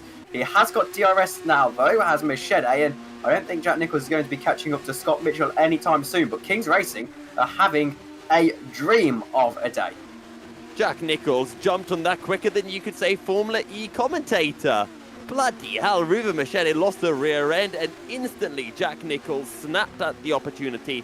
Now up into P3 and 3.5 seconds behind Scott Mitchell, his teammate. And who knows, maybe Scott Mitchell can play around with Tumala a bit. That could bring Jack Nichols in contention for a top 2 finish. And, in terms of position for Jack Nichols there, that was change accelerated as Scott Sovic now under pressure for 12th position. And I sincerely apologise for that previous one-liner. Scott Sovic now still under pressure. He's going to be under quite a lot of pressure. I think that's Stephen Lexo as Luca Gray up into 10th position already. And, this will feel just a little bit like a single race with a pretty long red flag period in between it for Luca Gray, continuing the grand recovery drive. Jack Mayer now is under pressure from one of the Alpha Sierra cars behind. He's in fact going to try and make a move on Ruben Machete around the outside. Machete is just a bit of a sitting duck. He was almost pushed through the corner by Massimiliano Riboli. And Jack Mayer still just not quite got the legs to overtake him. Now down the inside. Now finally Jack Mayer gets the move. And now the Alpha Sierra car wants a little bit of action. Jack Mayer stays ahead and only barely. They made a bit of contact there, and it's going to be 4 wide, I think, down into turn 1. And this is going to be a grand old game of chicken. It's almost 5 wide, actually. And, well, I think Jack Mayer is just going to come out ahead of that. Ruben Machete just behind him, and Massimiliano Riboli can slot in behind them. Bloody hell, this is a corker of a battle. Ruben Machete now trying to defend from Luke Mitchell, looking to the outside as the Alpha Sierra racing cars have swapped positions. We look in the pits and everyone has died. We've been having a couple of internet issues, so apologies for that. But it is now Massimiliano Riboli ahead of Ruben Machete. Alex Lahu in the background of this, at the back of this 4-car train, is just waiting for an opportunity to present itself. Meanwhile, up at the front, Scott Mitchell, 1.3 seconds behind Mikel Tumala, so he's closing in. But can Ruben Machete find a way through on Massimiliano Riboli? Pardon me, is that Ruben Machete? That is Luke Mitchell. I'm not sure. Yeah, that is Luke Mitchell. So it's coming up wrong on our thing, I think. No, it's Ruben Machete from Luke Mitchell. For some reason, I thought it was saying it was Riboli for a second. As well, we all get into pickles occasionally with the R-Factor 2 overlay. No more than the R-Factor 2 overlay itself, as Kubian gets past in the end, up into 12th position. And Alex Hallows going for a move around the outside. Alex Hallows has been a little bit quiet in the championship so far. And this is the move for 15th position for some nice points for the Englishman. And Alex Hallows into 15th position. That was a brave move. And, well, he's made it stick. So fair dues to Alex Hallows is all I can say to that one. You know, we've only completed 5 laps so far, Tom. That's disgusting as all. Massimiliano Riboli runs wide through turn 1. I think he's going to be a sitting duck right now to the drivers behind, and that driver is Ruben Machete, who will have to sit behind a little bit longer. Scott Mitchell within half a second of Mikel Tumala. I think there's going to be a change for the race lead very soon. As this would be Alex Hallows' first points finish of the season. And, well, 1 point will feel like the world to him. And once he gets his campaign off to the start, I feel like Alex Hallows will be very good indeed. And is that him now fighting for 13th position? It is as well. Adrian Diego for BMS Sun Edits Racing. And now, in fact, Scott Mitchell has caught all the way up to Mikael Tuamala, who has got a bit of lap traffic ahead of him that's going to give him some DRS to boot. So it's not going to be the easy move that Scott Mitchell would perhaps like. However, once that lap traffic's clear, Scott Mitchell might have a clear run at this. And, well, he has to tuck in behind for the time being. Not a lot of dirty air off of these Formula 3 cars. They've got a very simplified area. Is Luke Mitchell now around the outside of Ruben Machete? And not quite got the legs for that one. Has to stay P7. And then we see Alex Hallows making the move for 13th position around the outside. Has he got the legs for this one? Not quite. Alex Hallows has to settle for 14th for the time being. And I want to catch an eye on the Tuamala Scott Mitchell battle. Scott Mitchell perhaps down into turn 1. It's going to have a little bit of a think about this. He teases Tuamala with the thought of a move, but would have been a bit opportunistic, you would have to say. Probably speculative is the word for a move down there. This won't be opportunistic, and this won't be speculative. The move down into turn 3, and Scott Mitchell still thinks the better of it. It's a game of chess about halfway through this race, and Scott Mitchell is in for the long run. He needs to save his king. And, well, with the crown on the side of his car, Ruben Machete around the outside and onto the curb, actually. It has to stay P8. And, well, you can see the understeer through that corner, really harming some of the drivers here.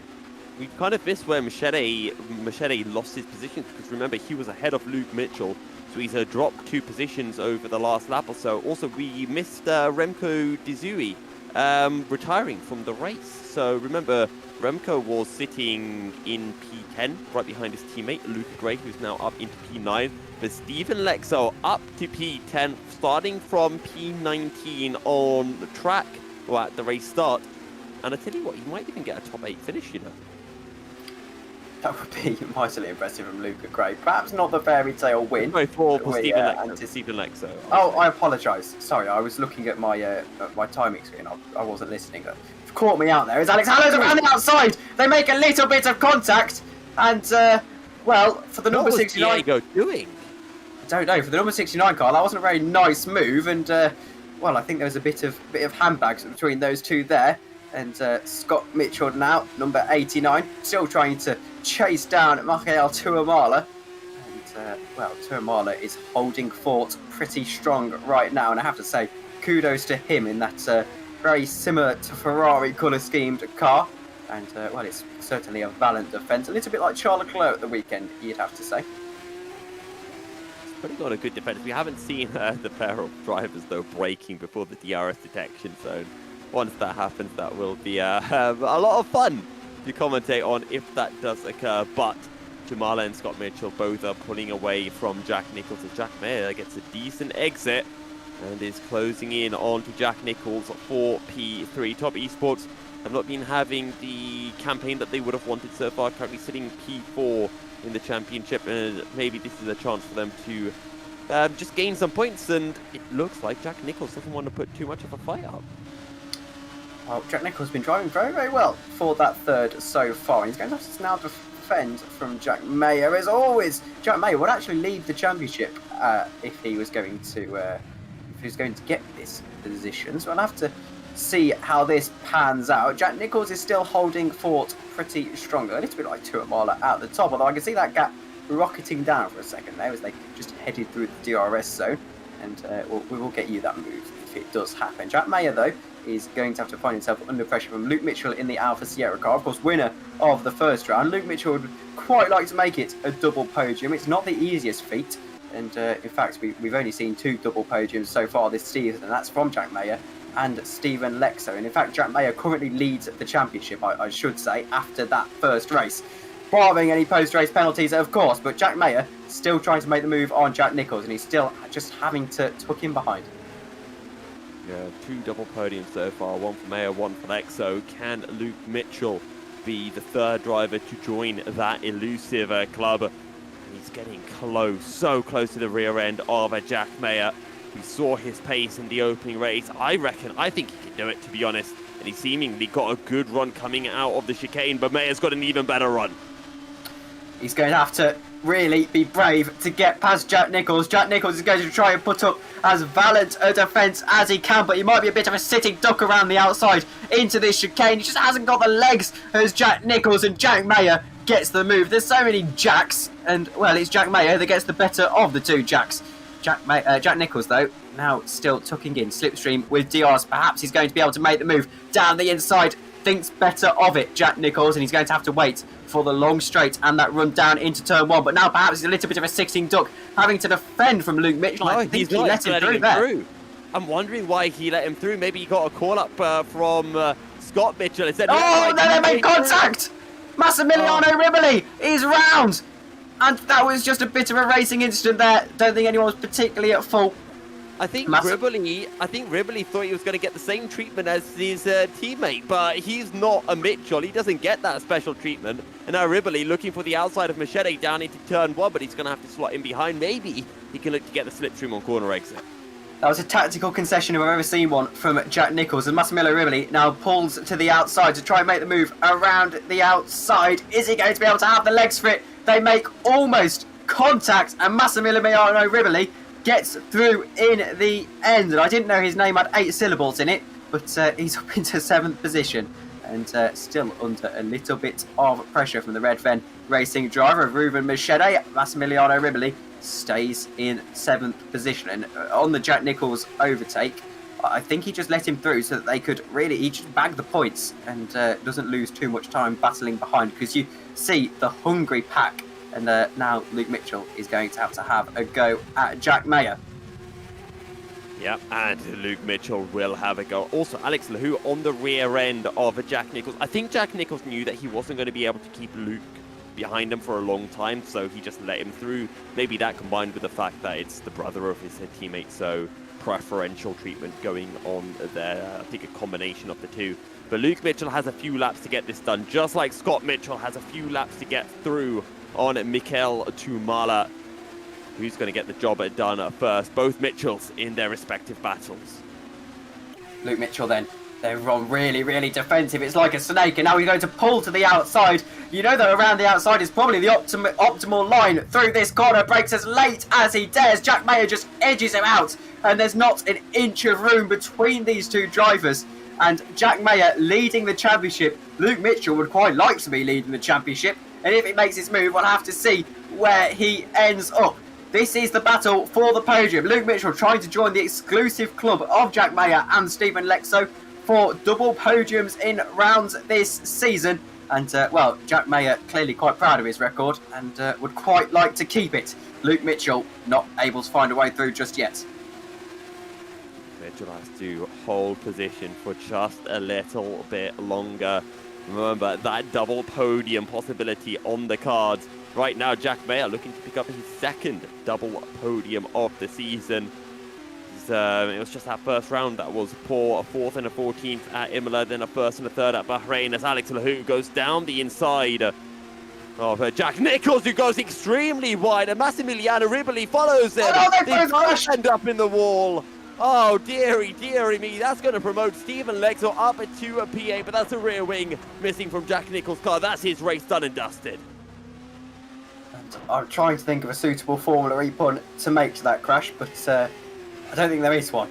I can just say he's certainly not gone green there as he's back into the pits, and well, I suppose he returned to the pits with electric pace, if we'll allow us that one. Luke Mitchell still behind Jack Mayer though, and perhaps feel good, but terrible.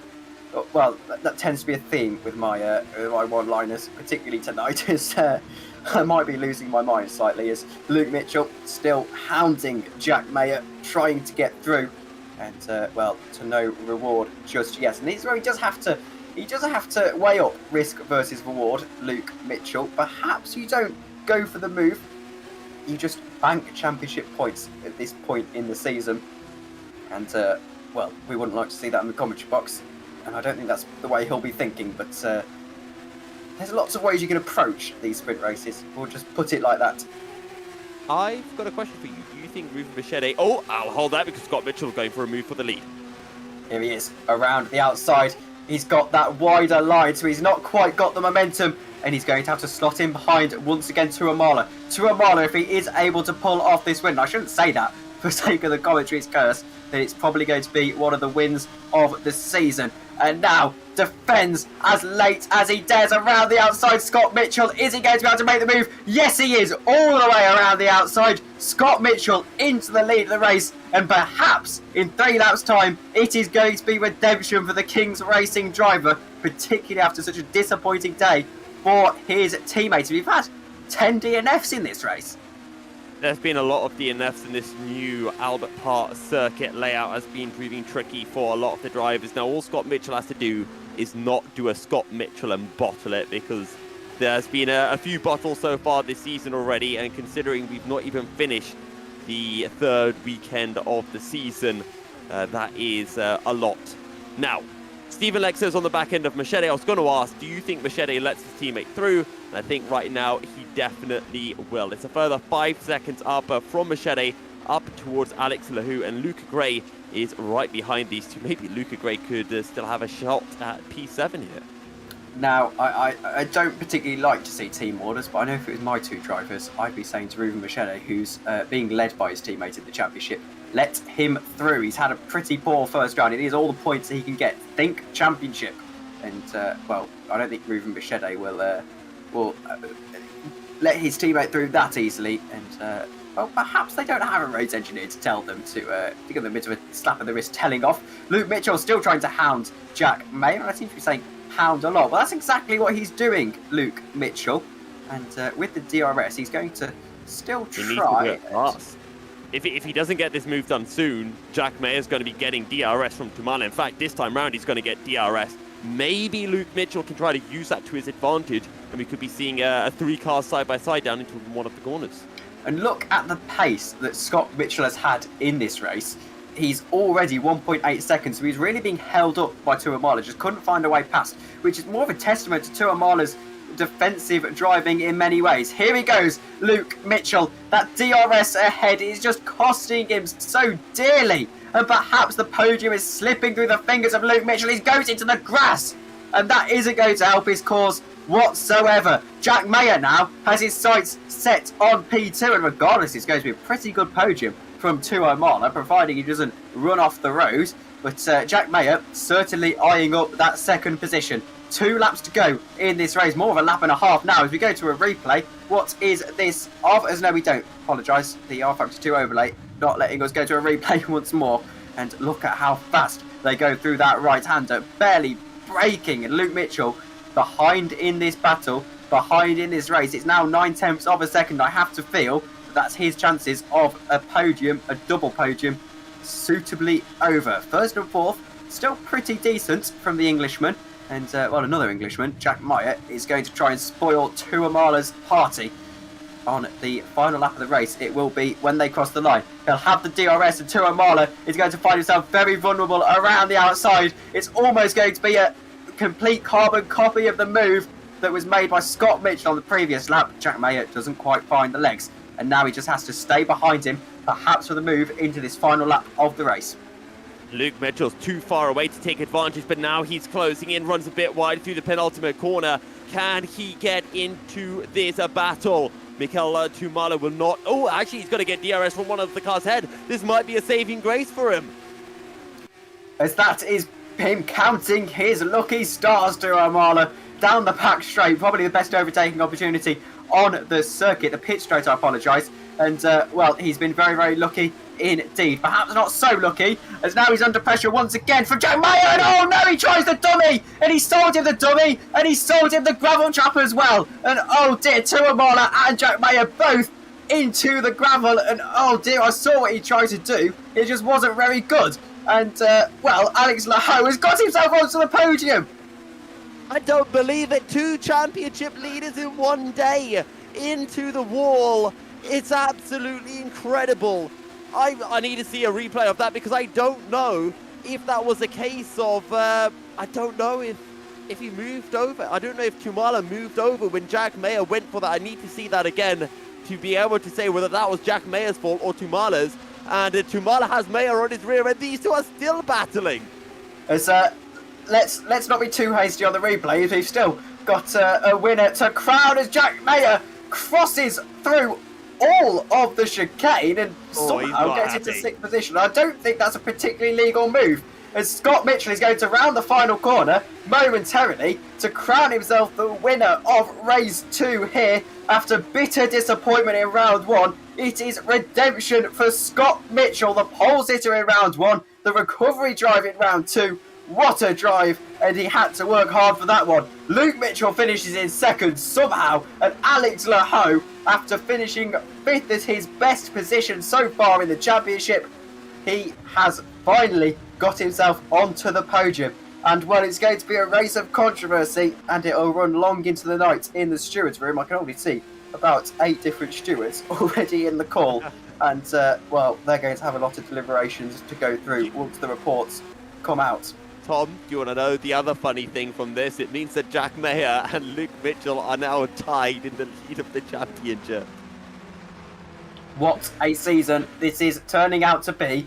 And as we go to Portimao in the next round, it shows no sign of letting up. Did Stephen Lexo finish ahead of Jack Mayer? He did! Stephen Lexo actually finished ahead of Jack Mayer at the end. Honestly, I think Ruben Machete should be getting a slap on the wrist for not letting Stephen through at the end. Here's what happened then.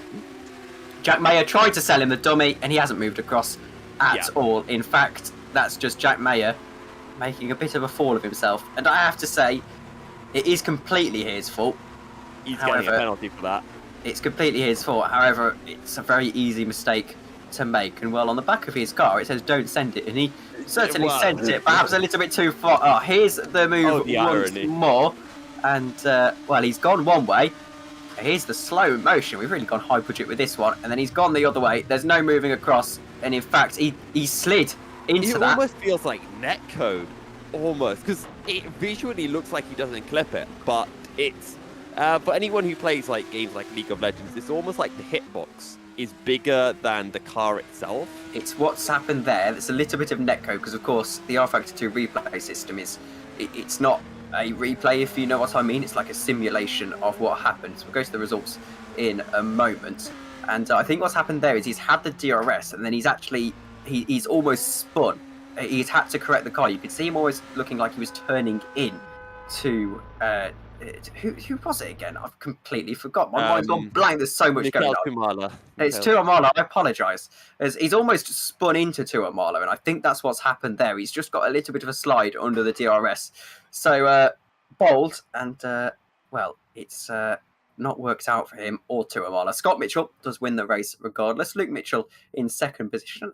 After all of that, the top two are how they qualified. Alex Laho in third position, a brilliant drive for him. Ruben Machete in fourth, certainly getting the rub of the green in that one. And then Stephen Lexo in fifth, Jack Mayer in sixth, Luca Gray in seventh, Mikael Tuamala in eighth. He'll feel bitterly disappointed. He drove a podium today, and well, unfortunately, he's had an incident. Josh Downard in ninth, Adrian Diego in 10th. And as we move on, Scott Sovic in 11th position, Tommy Kuvian in 12th, Caitlin Penny in 13th. What a drive from her, all the way up the order. Started 25th, I believe. And then Jared van der Weide in 14th position from Jessica Pelleter, Massimilo Riboli, Lillian Hyatt, Mahialo Vincentruvic, as I've probably butchered that name, but we'll continue. Orion Grisson, and then the DNFs, Dan Hayek. And then the next page, Jack Nichols, Alex Hallows, Maxime Burlou, Scott Morris, Justin Ruan, Remco Desert, Matthias Sanjak, and Dan Hutt. Alex Hallows, probably the most gut-wrenching DNF of all of those, as he was on for his first points finish of the season. We're going to go to some interviews now. I can see we've already got a lot of people lining up, and I think first we should go to a very happy Alex Laho, if we can. I'll see if I can drag him in. Alex Laho. Hello. Bitter disappointment in round one, but you got your podium in the end, even if the RNG did go your way this time. I say RNG. The gods smiled, I suppose, in that second round, took pity on you, and, well, you drove very well to boot. So talk us through the podium. Wait, do you want me to talk about the podium or the race one? We'll go for the podium first. No need to dwell on the negatives, I guess. I'll bring that one up later. Finally, some good luck. Finally, it's done. P13 to a podium. I'm taking that. I mean, it's race 2. There's no sprint. There's no sprint starts anymore, are they? No, I don't think so. Man, race 2 was a lot of emotions. Very good battle with Ruven. Unfortunately, I think I pushed him a little bit wide on turn 4. He hit the sausage curb and went sliding. Not too much, but he still lost a bit of time, so sorry for that. Yeah. Sorry, go on. I was going to say, what's been happening with the bad luck in races? I mean, race 1, your pace was ridiculous, and then what happened coming out of that corner, actually? So I picked up understeer mid-corner. I probably tapped the throttle a little bit too much, which sent me onto the grass. My left tire hit the grass, so I couldn't steer to the right anymore. I tried to go back as soon as possible on the track because there is that deadly wall that you can hit on the runoff. So I tried to avoid that at all cost. Then Steven came by, but he was on the middle of the track, so there was no way. I don't think there was a way for me to avoid it, actually. I would have to check that on the replay. Yeah, but unfortunately for him, I think that incident ruined the entire day for him. You know, we wait 2 weeks to race and have fun, and something like that happened. I apologized to him 5 minutes ago. Yeah, as you mentioned, I think it was just a racing incident. Very unfortunate, and I think as upset as Stephen will probably be, I think he'll be aware of the fact that you couldn't it wasn't intentional in any way. But you finally get that podium. Can we expect more podiums in the rest of the season from you? I hope so, because I changed my practice style. Before that, I used to practice on Monday and then boom, done, go race. But that's completely not the approach that I've taken for this race. I've put in a lot more hours and got used to the car. So that's really nice. Really good feeling for the car, braking zones, learning all of that stuff. And now I'm ready. And my race pace is way better than my quali pace, so don't expect any pole soon. If you do get a pole, then I'll be very scared as to what you can do in the race. If I get the pole. Tom, do you have any final questions for Alex? No, other than to say very, very well done, Alex Laho. And hopefully, if you have got used to the car, we'll see you next time on the Right. podium again. Thank you, guys. And yeah, have fun interviewing the other persons, the other racers. Thank you very much. And it was Alex Laho. Of course, we'll drag him into the lobby. As well, there's so many people to get through. As I don't think we'll be able to get through them all. Let's talk to race winner from round 2. In fact, we'll talk to the Mitchell brothers together. Scott Mitchell and Luke Mitchell. Hello. 1-2 in qualifying, 1-2 in race 2. Luke, race 1 went pretty well for you, and Scott, race 2 went pretty well for you. Talk us through your respective races. Go on, Luke. You won the proper race. You can go first. Yeah, race 1 was good. We got off the line pretty well. I was pretty gutted that Scott got me by 400ths in qualifying. He had far less practice than I did as well. But yeah, I think it was the second lap. Scott got a little bit out of shape coming out of turn 6, and then obviously got the run. And once I was in front, him and Mao were having a real humdinger of a battle. So it was nice to stretch the gap and not throw this one away like I did in Imola. And Scott? Yeah, well, I was quite angry after race 1.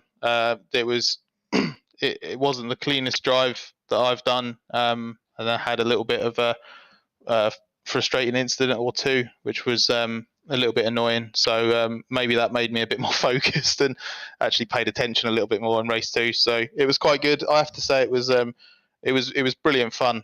Mikhail was absolutely brilliant in the first half of the race. You could tell he was running less wing, but he was doing such a good job through the corners. I was barely catching him through the corners, and I just had to hope that as the race went on, he would route his tyres, and then I'd have a bit more an advantage and just be able to nail him into one of the braking zones. Unfortunately, I could see it coming into the sort of last 4 or 5 laps. He was really struggling, and I was very happy to pull the move off. It's always quite satisfying when you do it around the outside, but I have to give him a lot of credit because not a lot of people that you can race with side by side like that and not panic that you're going to get shoved off. So no, he was brilliant, and he didn't deserve his race to end the way it did. I want to jump in with a couple of questions. Luke, I'm gonna go. Well, actually, it's a question for both of you because I found this very entertaining in the race. Luke, when you were behind Jack Mayer and Mayer managed to find a way through on Jack Nichols, I noticed that Jack didn't make it very difficult for you to get through. He practically let you pass. So I was just wondering if there was a bit of inter-team assistance going on, because the most entertaining part of it was after you got through, your own teammate Massimiliano Riboli thought, oh, my teammate's being let through, I'll go through as well. And then Jack just slammed the door shut in his face. Yeah, no, Jack was obviously in a battle ahead, obviously, like I said, with Mayo, and I got the run on him, and I think he just knew that I was quick. I didn't want to slow me down. So we definitely didn't say anything, but it was very, very, I accepted it lovely. It was very nice that he slowed down that much to let me through and go. And it worked out wonderfully with obviously the last lap incident, obviously poor for Tuamala, but I'll take it. And also with that incident with Jack Mayer, you, if no penalties do come through, you're now tied in the lead of the championship. So, A, congratulations. B, what's the plan going forward for you now? Try not to bottle it now, I suppose. Uncharted territory, so we'll have to go race by race and see if we can stay here. Awesome. Scott, I'm going to go back to you because from the first race, I've been tipping you to win races. What's going on with some of these race ones? Well, the problem is he put too much faith in me, basically. Okay. I just, Imola, I was too focused on the gap behind, and I just missed my braking point. So I ran off, and obviously that should have been a win there. Bahrain was just a proper damage limitation job from start to finish because I was out in Bahrain for the Grand Prix, working at the Grand Prix. So I didn't have my normal setup, and I was like racing from a desk chair in a hotel room, and I just had a nightmare race. Just got involved in so many silly incidents. That was frustrating. And yeah, this one was just I managed to fluke and put it on pole, but I really wasn't that confident pace. So I was a bit scruffy in race one. I bailed out of the side by side with Luke through the S's because I just thought that was going to end in absolute disaster if I didn't. And then I had a little incident with Jack, which I thought could have been avoided. And then I was just a bit scruffy after that. I think I was just a bit annoyed.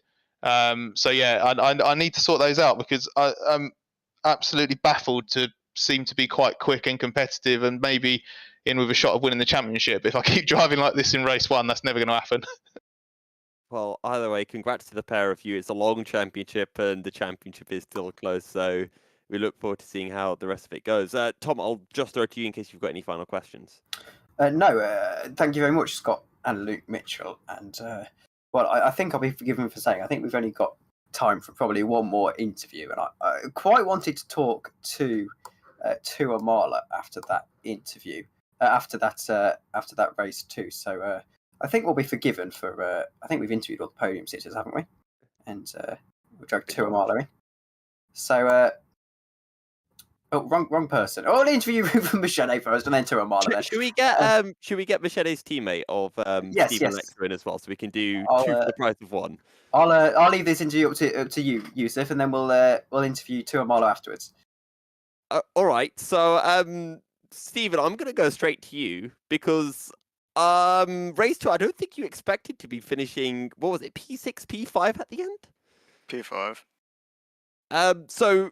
I mean, talk us through the race, because obviously you would have been understandably frustrated after race 1. What was your mindset going into race 2? Was it to try to cut your way through as quick as you could, or was it to try to stay out of trouble and pick up pieces from the guys ahead?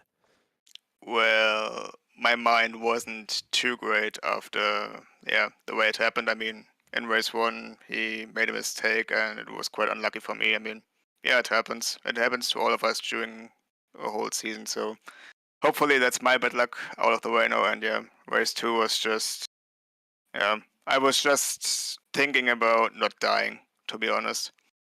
Starting in P19, you are in the middle of the pack, so with this track, which is very, very tricky, the dirty air could destroy your whole race throughout every fast corner, so it was just about survival, to be honest. And I'm going to go over to you, Ruth, and alternate between the pair of you. Race 1, P5. Race 2, another P5. Consistency coming in, but you seem to be lacking some of the raw pace that you had from the previous couple of rounds. Yeah, I did struggle a lot with the setup. I think the raw pace I had, but I struggled so in the dirty air. And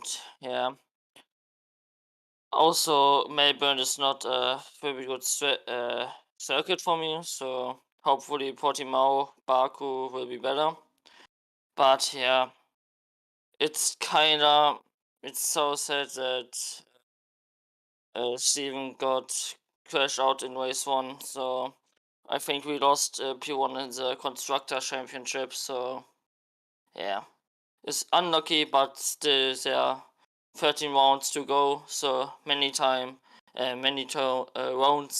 to get that back, and Obviously, the pair of you would be wanting to be leading both the drivers and teams championship and pulling away, but for us, it's I guess it's kind of cool how close it is. What is your approach kind of going into the rest of the season against the likes of Alpha Sierra and Kings Racing? Stephen, I'll go to you first on that.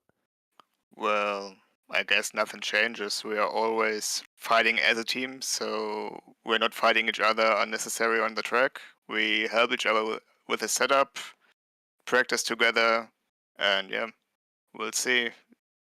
Alpha Sierra was quite strong this week. I think they improved quite a bit with the setup, as I only started practicing yesterday, so maybe I need a touch more preparation for that.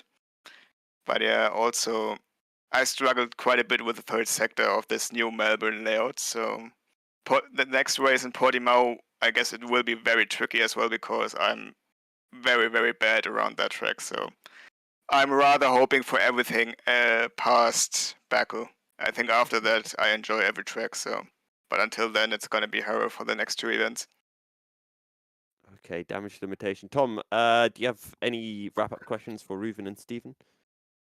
Probably not, other than saying, once again, good luck for the next rounds. Of course, caught in a fierce championship battle so far, and long may it continue. We'll speak to you in 2 weeks' time, I suppose. Thank you. Thank you. And, well, one final interview to stir the pot, really. I want to talk to Michael Tuamala. Tuamala, welcome to the broadcast. And well, I imagine you have a lot to say after the elephant in the room in that race too. So, what was the incident like from your perspective? Do I even need to say anything? I mean, it was pretty obvious what happened there. It's a shame. It's a shame because I felt that that was the best race of my career in GPVWC. I'd say it was perfect up until that moment. I knew that I was using too much tires when I was in P1. I knew I couldn't keep up that pace all the way through, but I was hoping that maybe Scott would lose some of his grip and I could just utilize the high top speed that we had here. But worked well for 14 and a half laps, but what can you do? It is what it is. And you've taken it on the chin very well, and I respect that. I suppose you can take a lot of positives. And do you think you'll have the pace to get back on the podium in the next couple of rounds?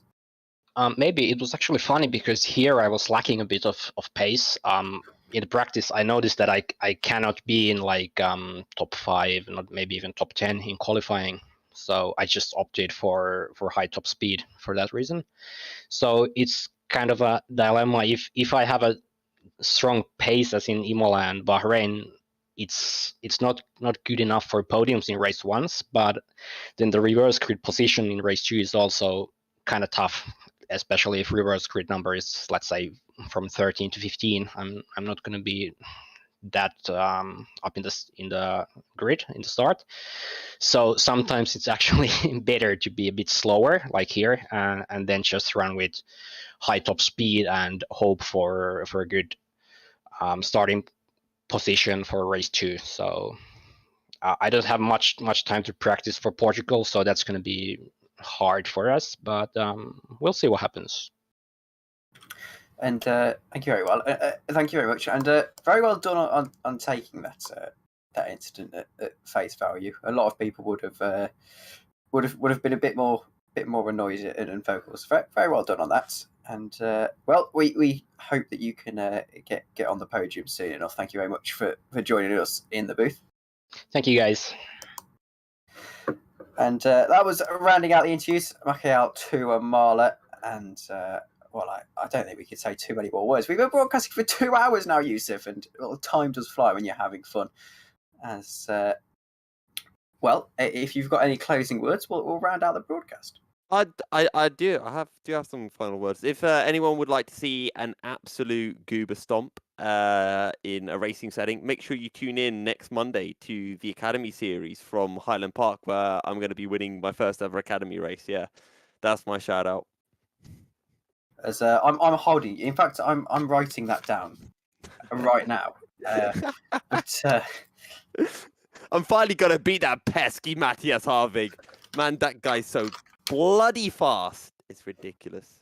But other than that, I have been Tom Dillon, he's been Yousuf, and thank you all very much for watching, and we'll see you all later. Good night.